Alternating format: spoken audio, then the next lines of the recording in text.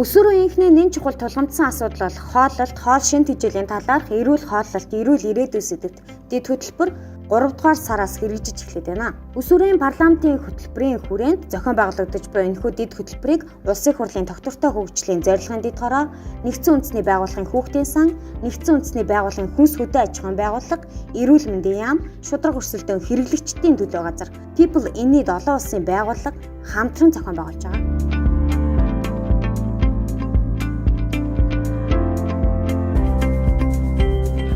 Улсын хурлын дараа занданштар даргын санаачлагаар Улсын хурлын тогтвортой хөгжлийн дэд хороо зохион байгуулж байгаа. Тэгээ миний би Улсын хурлын дэд хорооныхын дараагаар ажилладаг. Ер нь энэ хүнсний эрүүл мэндийн асуудлаар нийгмийн эрүүл мэндийн том асуудал болсон учраас нийгмийн эрүүл мэндийн үндсийн төв дээр бол нэлээд томоохон сургалтын хөтөлбөрүүд байдаг. Сурагч багш нар нь манай нийгмийн эрүүл мэндийн үндсийн төвөөс байх юм. Эрүүл хооллолт, эрүүл ирээдүй хөтөлбөрийг хэрэгжүүлэх гэж байгаа. Үүний хажуугаар энэ удаагийн хаврын хөтөлбөрт маань хувь хүний хөгжлийн талаар бас хөтөлбөр амаар байна. Сургалт амаар байна гэдэг хүсэлтийг тавьсан. Тийм учраас 45 минутын нэг удаагийн хичээл маань эрүүл хоолтын талаар байлаа гэхэд нэг удаагийн 45 минутын хичээл нь хувь хүний хөгжлийн талаар байна.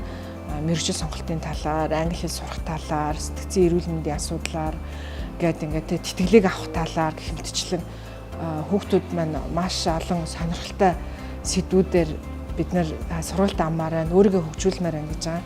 Бид бас хөтөлбөрийн зүгээс үүнийг дэмжиж ажиллаж байгаа. Эрүүл хооллолт, эрүүл ирээдүй хөтөлбөрийн нээлт 2022 оны 3 дугаар сарын 19-нд болсон бөгөөд зохион байгуулагчид болон өсвөрийн парламентын оролцогчид санал бодлоо солилцсон юм а. Дашрам дурдахад өсвөр үеийн оролцоог дэмжих зорилготой өсвөрийн парламент хөтөлбөр нь 2021 оны 10 дугаар сараас эхлэн амжилттай хэрэгжиж байгаа лээ. Улсын хурлын дарга Зандан шатрын санаачлан эхлүүлсэн тус хөтөлбөрт 21 аймаг 9 дүүргийн өсвөр үеийнхний төлөөлөл болсон 90 сурагч хамрагдаж байна. Эрүүл амьдрахын гол үндсэн зөв хооллолт, эрүүл дадал зуршил байдаг. Тийм ч учраас энэ удаагийн сэдв маань хүүхд та нар зөвхөн сонирхолтой байгаа зогсохгүй, өөрийн болон эргэн тойрны хүмүүсийн амьдралд сайнаар нөлөөлөх, өөр бодит өөрчлөлт авчрах гэсэн урам зоригийг бий болгоно гэдэгт итгэлтэй байна. Дунд болон ахлахынгийнх ч гэсэн шин тэжээлтэй хоол хүнсийг сургууль дээрээс авах боломжтой болгохоор зорж ажиллаж байгаа. Бид нар хүүхдүүдэд мэдлэгтэй мэдээлэлтэй болохын хажуугаар эрүүл зөв өсгөх нь боломж олцоо мэдлэг мэдээлэл хүргэх ёстой юм аа. Тийм учраас бүгдээрээ ингээд хамтраад бид нар энэ эрүүл хооллолт, эрүүл ирээдүй хөтөлбөрийг бас санаачилж оруулсан байгаа.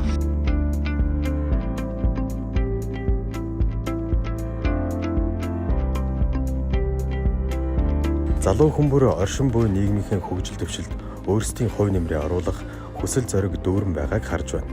Та бүхэн тэдний нэг төлөөллөө. Нэгдсэн үндэсний байгууллага нь өмнөө тавьсан зорилгодоо хүүхэд залуус та бүхний хамтын оролцоогүйгээр хүрч чадахгүй. Залуучууд нийгмийн өөрчлөлтийг үүсгэх учиртай гэдгийг хэлмээр байна. Өсвөр үеийнхний хоол хүнснээс авч буй шим тэжээл нь тархины хөгжилд шууд бусаар нөлөөлдөг. Эдгээр шим тэжээл нь хүний биед шингэснээр тархины бүтэц, үйл ажиллагааг дэмжиж, мэдрэлийн систем, сэтгэл хөдлөлөө зохицуулах чадамж зэрэгт нөлөөлж байдаг. Дэлхийн зарим улс оронд өлсгөлэн газар авч хоол тэжээлийн дутагдaltaй хүн ам нэрвэгцээр байна. Өнөөдөр Монголд ийм гачигдал бэрхшээл тулгараагүйч бидний явуулсан судалгаагаар 4 тутмын нэг нь хүнсний аюулгүй байдлын асуудалд ямар нэгэн байдлаар өртөж байна. Өсвөрийн парламентын энэ удаагийн хөтөлбөрийн үр дүнд хүүхдүүд өөрсдөө эрүүл хооллолт, хүнсний чанар, аюулгүй байдлын талаар ойлголт мэдлэгтэй болсноор нийгмийн тогтолцоонд нөлөөлөхийг эрэлхийлж, шийдвэр гаргагчид болон эцэг эхчүүд томчуудаас хариуцлага нэгтгэх болно. Цаашлаад том зураглалаар нь харвал хөдөө аж ахуйн салбар, ногоон хөгжлийн шин нэрийн үед хувь нэмрээ оруулна гэж харж байна. Өсвөрийн парламент хөтөлбөрт одоогоор 21 аймаг 9 дүүргийн 90 гаруй хүүхэд хамрагдаж байна.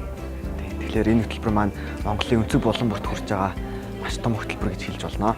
Энэ удаагийн сэдвээр би зөв ололт гэж юу хэлэх, хэрхэн зөв олох тухай суралцсан. Ойр дотныхоо хүмүүст зөв олох тухай зааж зөвлөх болно. За өнөөдрийн эзэн хоол хүнс маань миний бид ингэж нөлөөлөх юм байна гэдгийг мэдэх боломжтой. Хүүхдэд одоо туслан зөвлөгөө өгөх, хичээлүүд үзүүлэх тийм нэг соёнгийн гэрүүлэх талтай илүү гоё хүүхдэд чөлөөтэй тэгсэн мөртлөө маш энгийн тийм одоо платформыг бид нар одоо ярьж хөгжүүлэх гэсэн санал байгаа. Тэгээд энэ санал хэрвээ дэмжигдээ цаашаа явбал бид нар одоо хүүхд болгонд хүрч чадна. Хүнсний бүтээгдэхүүний шугам уншиж ашигладаг сурагчдын талаас илүү хувь нь буюу 59% нь одоо яг тэр хүнсний бүтээгдэхүүн үйлдвэрлэсэн хугацаа болоод дуусах хугацааг нь хардсан байна. За 21.9% нь болохоор одоо бүтээгдэхүүний сав баглаа бодол гадаад үзэмж тэр бүгдийг хардаг. За гэтэл ердөө 8.9% нь одоо тэр бүтээгдэхүүнд байгаа амин дэм, орц найрлага, шимт хичээлийн хардаг гэсэн судалгаа байна л да. Өндөр хөгжилтэй Америкийн нэгдсэн улсын өсвөр насны хүүхдүүдийн 25% буюу 4/1 нь шимт хичээлтэй байна уу, орц найрлага хэдэн калори байна, илчлэг тэр бүгдийг харж хүнсээ авдаг. Тэгэхээр Монголоос бол 3 дахин илүү хүнсний бүтээгдэхүүнд анхаардаг гэсэн үг байна. Онц дүн авч гин үү? Хичээл чинь ямар орой шалгалтандаа ямар дүн авсан бэ гэж голцоо асуудаг. Та нараас тийм хүлээлтийг л аваад байдаг. Гэхдээ бид таныгаа ямар хоол хүнс идэж байна? Өнөөдөр яг юу идсэн бэ? Хинтээ нөхөрсөн бэ? Хаагуур юу яваад ирвэ гэдэгт ч бас төдийлөн бас санаа тавьж чаддаггүй. Хүүхдийн дүн болон асуултаагаа яг энэ тэнцвэрхэн ээж аав нар бид маань таныгаа ямар хоол хүнсээр одоо өдөр та нар одоо гадуур ихэнх цагаа өнгөрүүлж байхдаа ямар хоол хүнс идэж байгаа юм бэ гэдэгт чинь бид нар бол анхаарал хандуулах нь бол маш чухал байгаа. Хүүхэд багчууд ер нь том хүмүүс ч гэсэн ялангуяа өсвөр насныхан яг зөв хооллолтын талаар ер нь бол амар тутмаг мэдээлэлтэй байдаг. Тэгээд энэ хөтөлбөрт оролцсноор та наан захын ер нь ийм хоол идэж хэдэн калори өдөрт идэх вэ? Тэгжээж надад илүү их энерги өгөх үү? Зөв хооллох уу? Тэгээ өглөө цайгаа уух нь хэр чухал вэ? Balanced diet энтрийг сурах байх.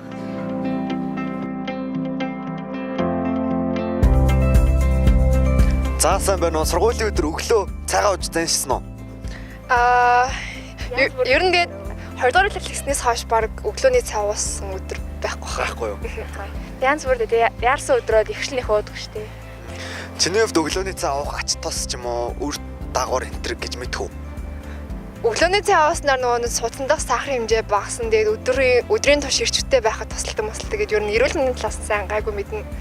Өглөөний цай уухтаа анхаардаг уу? Ер нь ихэвчлэн уухыг боддог. Өдөр болгоо уудаг штеп. Ер нь аав ээжүүд чинь өглөөний цай уухад ч анхаардаг уу? Аха. Манай ээж уухгүй бол гаргадаггүй. Сургуулийн өглөө цайгаа уухгүй тохиолдол гардаг уу? Гардаг штеп. Ер нь өглөөний цай уухтаа анхаардаг уу?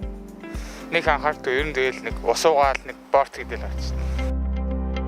Сүүлийн 10 жилийн дунджаар 15-аас 19 насны хүүхдийн өвчлөлийг хоол боловсруулах тогтолцооны өвчин тэргүүлж байгааг судлаачид тогтоосон байдаг. Хоол тэжээл нь хүүхдийн эрүүл мэнд суралцах чадварт нөлөөлдөг тул эрүүл зөв хооллох орчин бүрдүүлэх, хүүхдийг эрүүл хооллох дадал эзэмшигдэн багш эцэг эхчүүд онцгой анхаарах шаардлагатай байгаа. Энэ талаар бид эмч мэрэгчлэнүүдээс тодруулсан юм а.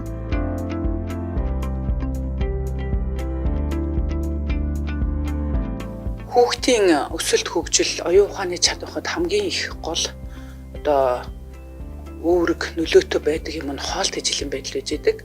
Яагаад вэ гэхээр хүүхдүүд хүн ер нь өдөр болгон одоо чанартай хоол тэжээл хэрэглэснээрээ одоо өсөлт хөгжилд тийм ээ оюун ухааны чадвар бүр хангагдчихэдэг. За энэ утгаараа өсвөр насныханд энэ асуудал бүр хурцаар тавигддаг.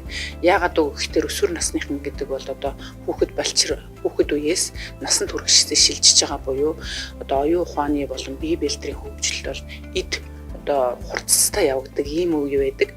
Энэ үед бол хоол тэжээлийн байдал, шим тэжээлийн хувьд бол найрлага нь зөв зохистой, олон одоо бие махбодод шаардлагатай бичил элементүүд шимт бодисуудаар бүрэн хангагдсан ийм хоол тэжээлийг хэрэглэж явах бол шаардлагатай байдаг.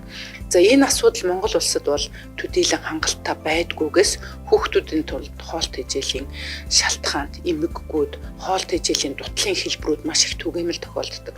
Хүүхдүүдийн дунд бол таргалалт түгээмэл болсон өсвөр насны хүүхдүүдийн дунд энэ бол амьдралын одоо хэв маягтай холбоотой. За сүүлийн жилүүдэд бол дэлгэцийн донтолд их болсон. Энэ бүгдээс шалтгаалаад бол одоо донтолтын хэлбэрүүд их түгээмэл байгаа. Энэ донтолтод хүргээд улмаар энэ таргалалт үүсгэж байгаа гол эрсдэл маань хоол тэжээл сайн байгааг илэрхийлж байгаа үзүүлэлт ерөөсөө биш. Энэ нь хоол тэжээлийн шимт бодисын илүүдэл, хоол тэжээлийн тэжээлийн бодис буюу одоо амин дэм эрдэсийн бодисын дутлаас үүсэж байгаа. Тэгэхээр таргалалт гэдэг бол угаасаа аливаа өвчлөлийн эрсдэл суур болж идэг учраас хүүхдүүдийн таргалтаас сэргийлэх одоо зайлшгүй шаардлагатай байгаа. Цаашдаа бол бид юу хийх хэрэгтэй вэ гэхээр өнөөдөр Монгол хүүхдүүдийн дунд хамгийн их хэрэглээд байгаа юм ерөөсөө зарын дагуу хооллдог. Зар сурчлагын хуулийг замбраагүй буюу эрүүл бус хүнсний зар сурчлага маш түгээмэл байгаа. Энийг цэгцлэх зорилгоор зар сурчлагын хуулинд бол өөрчлөлт оруулах, эрүүл бус хүнсний хэрэглээг хүүхдэд чиглүүлж одоо явуулахгүй байх, энэ сурталчилгаанд хүүхдийг ашиглахгүй байх тийм ээ. Энэ чиглэлийн өөрчлөлтийг оруулах 109-ны шаардлага байгаа. Энэ чиглэлээр бол төрийн байгууллагууд бол бас хамтран ажиллаж байна. Чихэрлэг ундааны үйлдвэрлэл хэрэглэн дээр бол одоо сурталчилгаан дээр бол бас анхаарал хандуулад энэ чиглэлээр хүүхдүүдэд одоо энэ ундааны хэрэглээг багасгах, за үйлдвэрлэлийн байдалд нь татвар ногдуулах замаар одоо үйлдвэрлэлийг багасгах ийм чиглэлээр бол бас эрүүл мэндийн яам бусад байгууллагуудтай ингэж хамтарч ажиллаж байна. За тэгээд дараагийн буюу тогтмол үйл ажиллагаа явуулж явах хэрэгтэй юм бол ерөөсөө хүн амын эрүүл мэндийн боловсролыг л сайжруулах. Хүүхдүүд ерөнхийдөө 80-90% өдөр болгон тийм нөгөө сурталчлаад байгаа чих хэрэгтэй бүтээгдэхүүнүүдийг худалдаж авсан юм судалгааны дүн байдаг. За гэтэл эрүүл бүтээгдэхүүн одоо юу идэж байна гэхээр нөгөө өөрийнхөө өсөлт хөгжлөнд хэрэгтэй байсан сүү цагаан идэ.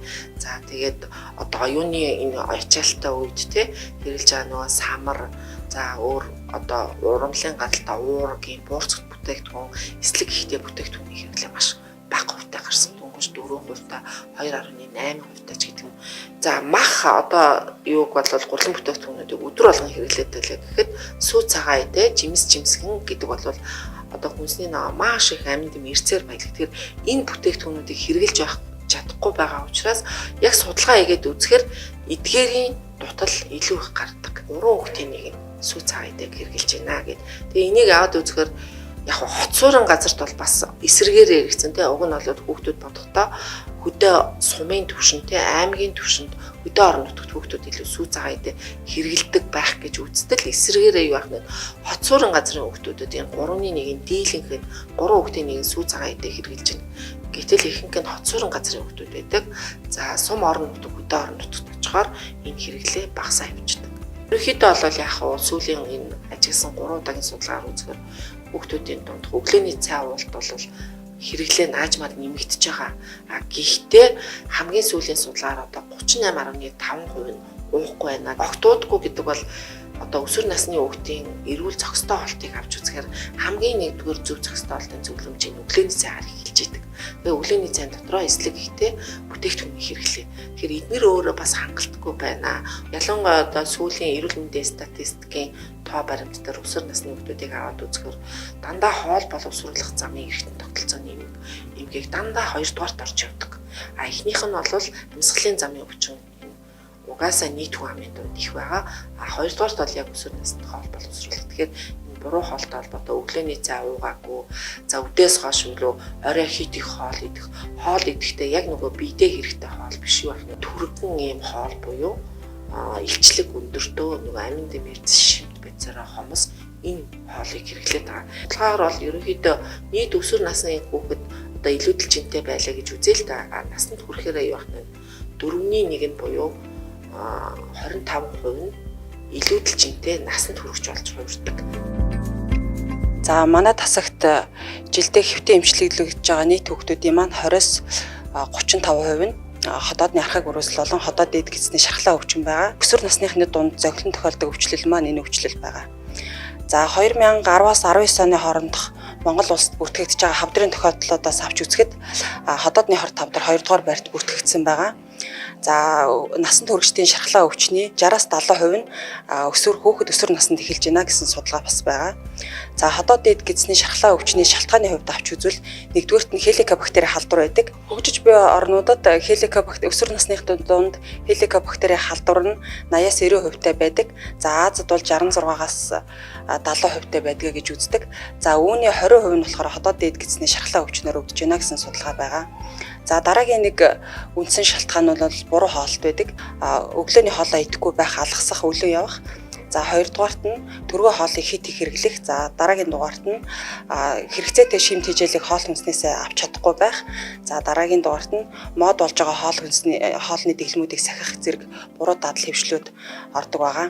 За 2015 онд ерөнхий боловсролын сургуулийн туршлагын дунд хийсэн судалгаагаар 98% нь сургуулийн орчинтой хоолж байна. За үүний 80% нь чихэр, ундаа, зармик, за бэлэн боловсруулсан бүтээгдэхүүн зэрэг чихэрлэг хүнсний бүтээгдэхүүн агуулмж өндөртэй шимт хижээл багтаа хоол хүнсийг хэрэглэж байна гэсэн судалгаа байгаа.